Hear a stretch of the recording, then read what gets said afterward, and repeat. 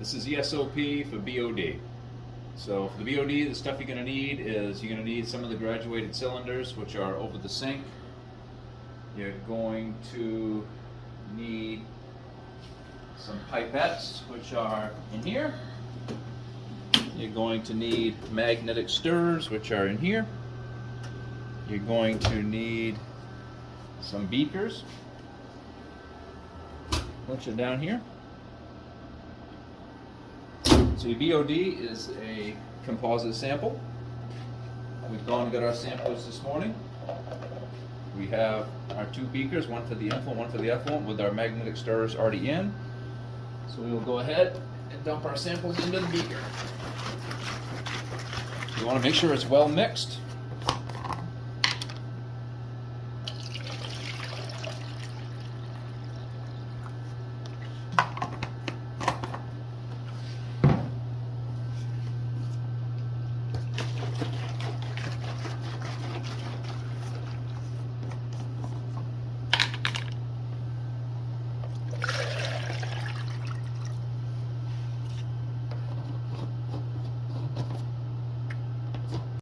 When you're doing BOD, you want your sample to be 20 degrees C, and you have to use dilution water that you also want at 20 degrees C. So we keep distilled water down here. So what we'll do is we'll keep some in the incubator, which is at 20 degrees C. We take the cover off to let dissolved oxygen escape. Now we're going to dump 150 mils out.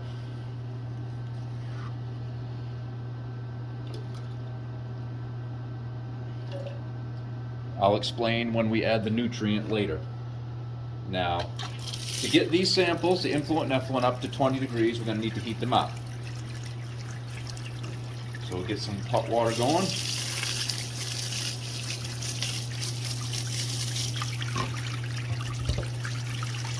In the meantime, I'll grab my thermometers, which are right over here. We have thermometers specifically marked for the influent and for the water. You can use any of the other ones for the influent.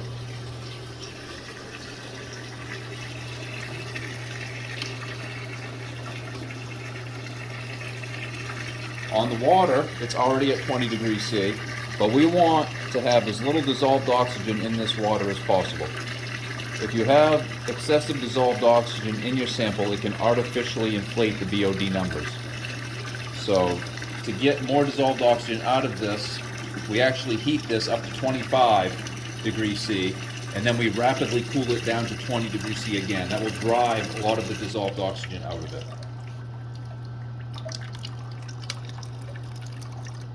So now we will set these in here.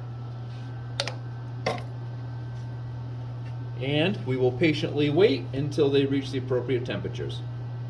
So our water is up to temperature. Now we need to add the nutrient. We'll grab some scissors, which you're going to need right in here. Our nutrient is in the incubator. Now for a gallon jug of water, we need 2 small pillows of nutrient, 1 large pillow of nutrient. The reason we dumped out 150 mils when we started from the dilution water is because each pillow of nutrient is good for so many mils of water. It'll tell you on the container, this is good for 300 mils, one of these small ones. So by dumping out 150 mils, it just adds up that these 3 are the perfect amount of nutrient for that amount of water. So all you're going to do, just dump that nutrient right in there.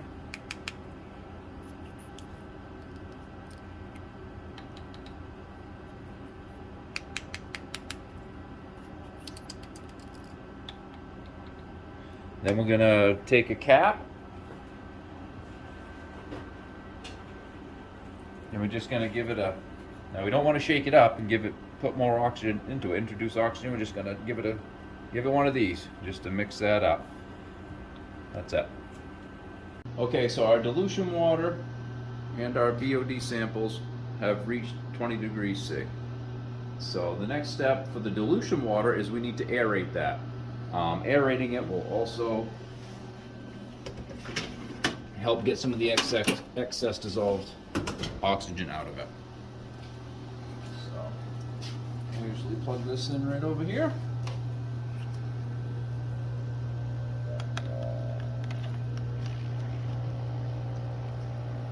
And we aerate that for 5 minutes. We have a timer over here. Okay. Now for our BOD, the paperwork is right here. Our BOD bottles we keep up in here. The racks that we put the BOD bottles in are in here. So I have got my BOD bottles ready to go. I need to do 3 blanks, a CBOD, 3 effluent samples, 3 influent samples. So I've got my paperwork. I have written my numbers out corresponding to the bottles. You record your sample size, which is the sample that goes into the bottle, your dilution factor. Now the dilution factor is, each one of these bottles is 300 milliliters. So the 300 milliliters divided by your sample size is your dilution factor. So your 300 ml bottle divided by a 75 ml sample is 4. 300 divided by 60 is 5. And so on and so forth. We'll see why that's important when we take the test out and do the final equation. So what we'll do now is we will get the pH and temp.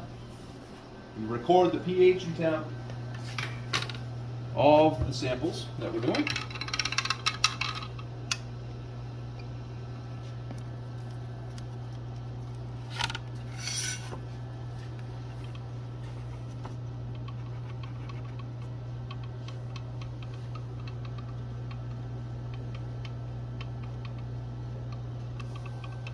So the effluent is a 6.75 pH, 19.9 degrees C.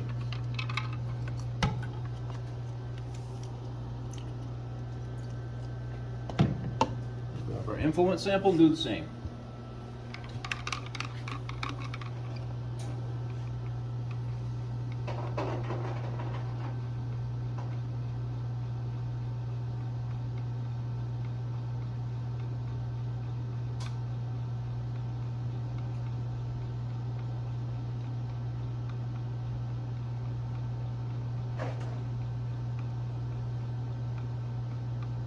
Okay, so the influent is 7.05 pH and 20.0 degrees C.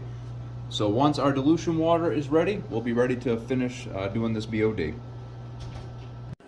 Now that our dilution water has been aerating for 5 minutes, now we're going to rapidly cool it down to 20 degrees C.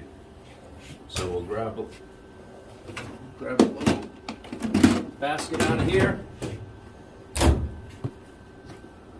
Put a little water in it. Now we use ice to cool it down, so we could do this in the sink, but you use a lot more ice in the sink than if you do it in this little container. So if we get some cold water in there, put our dilution water in there. We'll get some ice out of our freezer over here.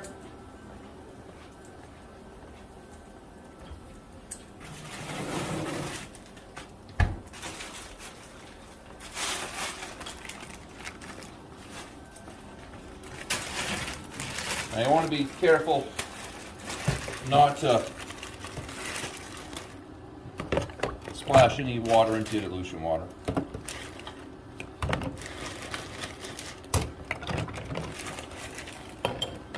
Okay, so again we'll go grab our thermometer for our water, and we'll rapidly cool this down to 20 degrees C. Once it's back at 20 degrees C, we're ready to do our BOD. Okay, so now we're ready to do our BOD. So all we're going to do is we're going to put our samples into their respective bottles. As you can see, bottles 1, 2, and 3 are blanks. That will be distilled water, 300 mils of distilled water. We'll do that last. We'll start with our CBOD, which is effluent. and then we go 60, 75, 100 mils in the other three effluents, and then we'll do our influent. I've already done the CBOD. I've put 75 mils into that.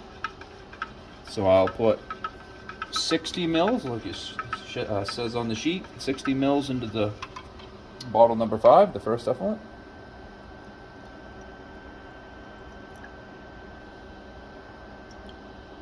Oh, a little too much.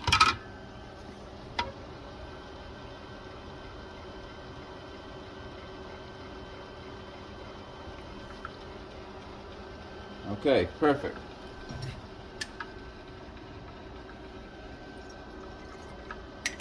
Okay, now for the sake of time, you don't need to watch me dump the other two in. So I just did the 60 mils. I will come back and do the 75 and the 100. We'll move on to the influent sample. As you can see, bottle number 8 is our first influent sample. That needs 4 mils of sample from the influent. So in this drawer, we'll use a pipette since it's such a small amount. Pipette bulb. We put our pipette bulb on. We'll grab our bottle number 8, and we need 4 mils. So obviously 1, 2, 3, 4. We'll fill that up to the 6. That'll be 4 mils. Okay. So now 4 mils.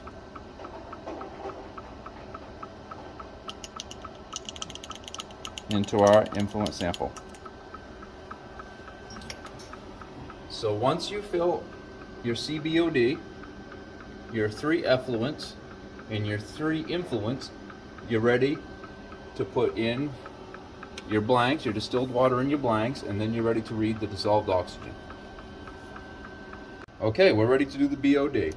So we're going to take this stopper, which is laying right here on the counter, give our bottles a few shakes, put our DO probe back in, and we're going to hit calibrate. Put the dry probe in water saturated air, which is what we just did, and push read.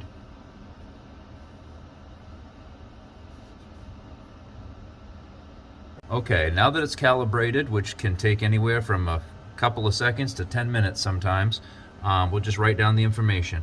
You can see in the upper right hand corner the temperature 22.5 degrees C, the DO 8.58,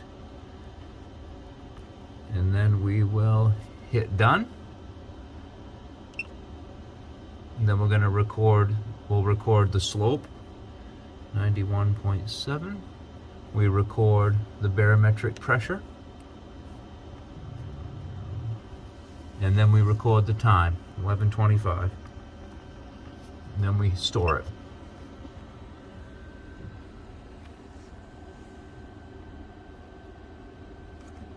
Now we're good to go. So the first thing we're going to do is we're going to do our blanks.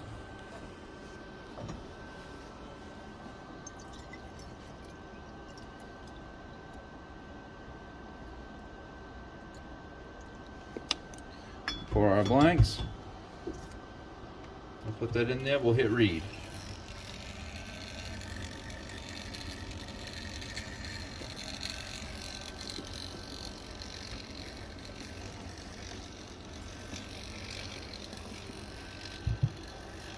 Okay, so we've done our blanks. Now we're going to do our CBOD, which is next in line. So you take this. You're going to give, this is a nitrification inhibitor. You're going to put 2 shots of that in here. 1, 2. That will not allow this sample to nitrify.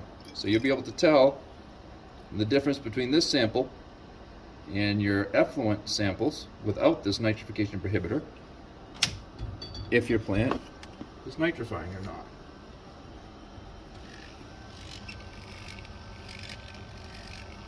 Now you only want to do these samples one at a time. You want to put your dilution water in and read, and then put your dilution water in and read. You don't want to just fill all of them up at the same time and then do them, because if you get distracted or you walk off, or you never, your samples could start depleting. So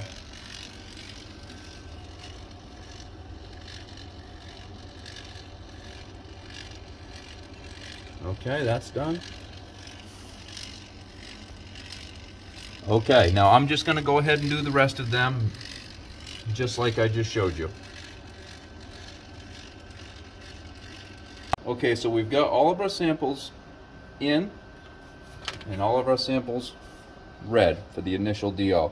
So the next thing we need to do is put the stoppers in them. The stoppers are in here. I've already done all but one. So what we do is I usually go around and you see those air bubbles? We usually give it a few taps and get those air bubbles out.